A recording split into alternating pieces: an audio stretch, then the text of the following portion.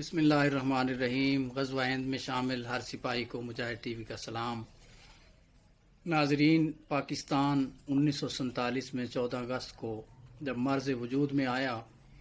تو یہ اللہ تعالیٰ کے معجزات میں سے ایک معجزہ ہے۔ بلا شک و شبہ یہ ایک ایسا معجزہ ہے جو تا قیامت قائم و دائم رہے گا، اور اس کا نام قائد اعظم محمد علی جناح نے اسلامی جمہوریہ پاکستان رجسٹرڈ کروایا۔ اب 73 سال سے زائد سال ہو چکے ہیں، اتنا عرصہ گزر چکا ہے، لیکن ہم اسلامی نہ بن سکے، نہ جمہوری بن سکے۔ پاکستان تو ہے ہی ہے، اس نے تو سلامت رہنا ہی ہے، لیکن ہمیں اسلامی جمہوریت کا ابھی تک ہمیں پتہ ہی نہیں ہے، اور اس ملک میں 73 سال سے شخصی آمریت، سیاسی آمریت اور فوجی آمریت کے دور آ رہے۔ اور ویڈیو دیکھنے سے پہلے مجاہد ٹی وی کو سبسکرائب کریں، بیل آئیکن کو پریس کریں تاکہ ہر آنے والی ویڈیو آپ تک بر وقت پہنچ سکے۔ ناظرین، اسلامی جمہوریت کا کانسیپٹ جو ہے وہ ہمیں خلفائے راشدین سیدی رسول اللہ صلی اللہ علیہ وسلم کے دور مبارک، ریاست مدینہ کے اصولوں سے، اور اس کے بعد سیدنا عمر بن عبدالعزیز رضی اللہ تعالیٰ عنہ کے سنہری دور سے، اس کے بعد خلافت عثمانیہ کے 650 سالہ دور حکومت سے ہمیں اسلامی جمہوریت کا تصور لینے کی ضرورت ہے۔ یہ جو ہمارے ہاں جمہوریت 73 سال سے رائج ہے، یہ ایک امپورٹڈ جمہوریت ہے،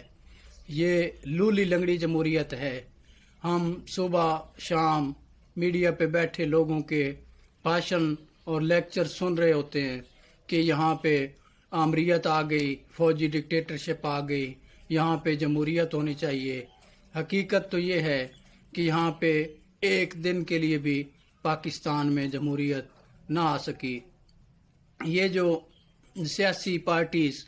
جیت کر اور اس کرپٹ نظام سے فائدہ اٹھا کے، اس غلیظ نظام کے بل بوتے سے یہ حکومتیں بنا لیتے ہیں اور اس کو جمہوریت کا نام دیتے ہیں، یہ بالکل بھی جمہوریت نہیں ہے۔ اصل میں اسلامی جمہوریت ہے کیا، آپ کو اسی کا آج تصور پیش کرنے جا رہا ہوں۔ اسلامی جمہوریت کا تصور آپ نے ریاست مدینہ سے لینا ہے، اور جب تک ہم اسلامی جمہوریت کا تصور اس ملک کے لیے، اس ملک کے اندر نافذ العمل نہیں کریں گے، تب تک پاکستان حقیقی معنوں میں ایک فلاحی ریاست نہیں بن سکے گا۔ جیسا کہ بانی پاکستان حضرت قائد اعظم محمد علی جناح نے فرمایا تھا کہ پاکستان ایک فلاحی ریاست ہے اور اس کے تمام اصول اسلامی اصولوں کے عین مطابق ہوں گے، لیکن بدقسمتی سے ہم آج تک اس کو فلاحی ریاست تو نہ بنا سکے۔ آج ہم اسلامی جمہوریت کے حوالے سے آپ کو ایک مکمل اس ویلاگ میں آپ کو تفصیل بتانے جا رہے ہیں۔ جیسا کہ آپ کو پتہ ہے کہ پچھلے دنوں جو الیکشن ہوئے ہیں، اس سے الیکشن کمیشن کی جو ساکھ ہے وہ بری طرح متاثر ہوئی ہے اور وہ مکمل طور پر ناکام نظر آیا ہے۔ ملک پاکستان اس ٹائم نظام کی تبدیلی چاہ رہا ہے، نظام کی تبدیلی ناگزیر ہو چکی ہے، اور وہ نیا نظام جس کی میں بات کر رہا ہوں وہ اسلامی جمہوریت ہے۔ اسلامی جمہوریت کیا ہے، اس کے چند اہم پوائنٹ آپ کے سامنے رکھنے جا رہا ہوں، اور امید ہے آپ اس کو مکمل سمجھنے کی کوشش کریں گے۔ اسلامی جمہوریت یہ ہے کہ جب خلفائے راشدین کا دور تھا تو اس میں یہ ہوتا تھا کہ چند جلیل القدر صحابہ کرام مل بیٹھ کر، یا جو فوج کے سپہ سالار ہوتے تھے وہ مل بیٹھ کر، یا جو معزز صحابہ کرام تھے، جو اہل علم ہوتے تھے، جو کاتبین وحی ہوتے تھے، جن کو زیادہ سے زیادہ علم ہوتا تھا، وہ مل بیٹھ کے کوئی بھی فیصلے کرتے تھے، یا امیر المومنین کو مقرر کرنا ہوتا تھا، یا اس کے علاوہ کوئی بھی ملکی ریاستی اہم فیصلے جو ہوتے تھے وہ مجلس شورا میں بیٹھ کے کیے جاتے تھے، یعنی اس میں ہر عام آدمی کا رائے شامل نہیں ہوتی تھی، اس میں صرف اور صرف اہل علم اور جلیل القدر لوگ شامل ہوتے تھے۔ یہی سلسلہ حضرت سیدنا عمر بن عبدالعزیز کے دور میں بھی جاری رہا، یہی سلسلہ خلافت عثمانیہ کے 650 سالہ سنہری دور میں بھی شامل رہا۔ اس میں بھی یہی اسلامی جمہوریت تھی کہ جتنے اہل علم لوگ ہوتے تھے، علماء کرام ہوتے تھے، انجینئرز ہوتے تھے، سائنسدان تھے، ان کی رائے کو زیادہ ویٹیج ملتی تھی اور ان کی رائے کے مطابق ریاستی امور کے فیصلے سر انجام دیے جاتے تھے۔ اب اس دور میں جب الیکشن کمیشن مکمل طور پہ ناکام ہو گیا ہے، ریاستی ادارے جو ہیں وہ اس سلسلے میں الیکشن کمیشن اور الیکشن کروانے کے سلسلے میں مکمل طور پہ ناکام نظر آئے ہیں، اور آج تک 73 سالہ تاریخ میں آپ کے سامنے ہے کہ جتنے بھی الیکشن ہوئے ہیں تمام الیکشن جو ہیں وہ متنازع قرار پائے ہیں۔ جیتنے والا کہتا ہے ٹھیک ہے، ہارنے والا کہتا ہے کہ ٹھیک نہیں ہے۔ جب اگلی دفعہ وہی ہارنے والا جیت جاتا ہے تو وہ کہتا ہے ٹھیک ہے، اور جو جیتنے والا ہوتا ہے وہ جب ہار جاتا ہے وہ کہتا ہے الیکشن کمیشن ٹھیک نہیں ہے۔ لہذا وقت کی یہ اہم ضرورت ہے کہ انتخابی اصلاحات کی جائیں، اور جیسا کہ اعتماد کا ووٹ لینے کے بعد جناب وزیر اعظم پاکستان عمران خان نے پارلیمنٹ میں کھڑے ہو کے انتہائی درد دل سے اس ملک کے حوالے سے ذکر کیا اور اس ملک میں تبدیلی کے حوالے سے اپنے درد کا اظہار کیا، اور جس سے کچھ پارلیمنٹیرینز کے آنسو بھی دکھائی دیے کہ اس بندے کے دل کے اندر اس ملک کا کتنا درد ہے۔ ہماری عمران خان صاحب سے یہ گزارش ہے کہ اب آپ انتخابی اصلاحات کی جو دعوت اپوزیشن کو دے رہے ہیں، اس انتخابی اصلاحات میں جہاں آپ نے بہت سارا ہوم ورک کیا ہوا ہے، وہاں یہ اسلامی جمہوریت کے حوالے سے جو پوائنٹ ہم آپ کی خدمت میں حاضر کرنا چاہ رہے ہیں ان کو بھی ضرور ملوز خاطر رکھا جائے، اور وہ پوائنٹ یہ ہیں کہ ہمارے ہاں جو بندہ جتنا تعلیم یافتہ ہے، جیسا کہ ایک بندہ ان پڑھ ہے اس کے ووٹ کی ویلیو 1 ہو، اور جو 1 کلاس پڑھا ہوا ہے اس کی ووٹ کی ویلیو 1 ہو، اور جو 2 کلاسیں پڑھا ہوا ہے، 2 جماعتیں جس کی تعلیم ہے اس کے ووٹ کی اہمیت 2 کے برابر ہو، جو 3 کلاسز پڑھا ہوا ہے اس کے ووٹ کی اہمیت 3 کے برابر ہو، یعنی ووٹ کو عزت 2 کی بجائے ووٹ دینے والے کو عزت دی جائے۔ یہ اسلامی جمہوریت ہے۔ اسی طرح جو میٹرک جس نے کیا ہوا ہے اس کا ووٹ 10 ووٹ کے برابر کنسیڈر کیا جائے، جو 12 جماعتیں کیا ہوا ہے، اسی طرح جس نے بی اے کیا ہوا ہے، جس نے ایم اے کیا ہوا ہے، جو پی ایچ ڈی ہے، جس نے ایم اے کیا ہوا ہے، اس کے ووٹ کی قدر، اس کی ووٹ کی ووٹیج، اس کی ووٹ کی ویٹیج اور ویلیو جو ہے وہ 16 کے برابر ہونی چاہیے۔ اور اسی طرح جو ڈاکٹر ہے، جو پی ایچ ڈی جس نے کیا ہوا ہے،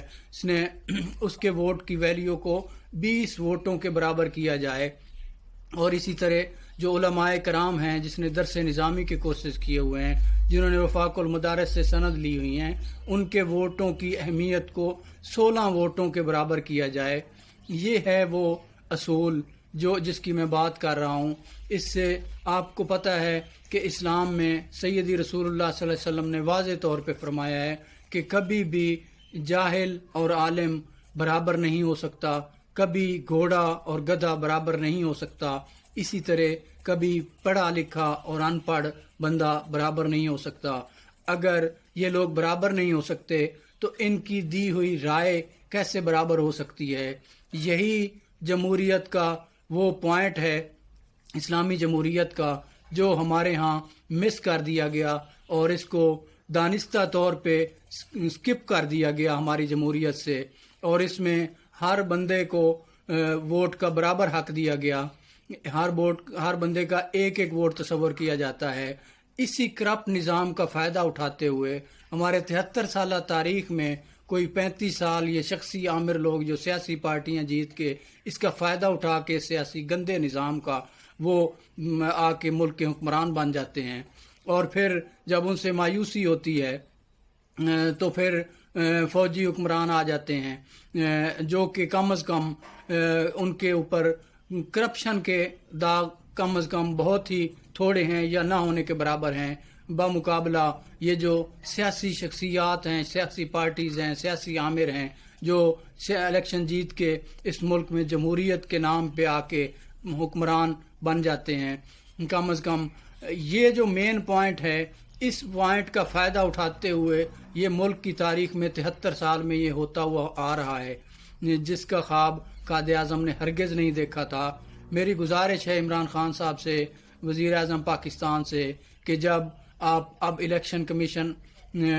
کے ممبرانز کے استعفے جو ہیں ان پہ بات کر رہے ہیں، کل باقاعدہ طور پہ حکومت نے یہ ڈیمانڈ کی ہے کہ الیکشن کمیشن کے ممبرانز مستعفی ہو جائیں اور الیکشن اصلاحات جو ہیں وہ آپ نے اپوزیشن پارٹیز کو جیسا کہ دعوتیں دی ہیں، اللہ کرے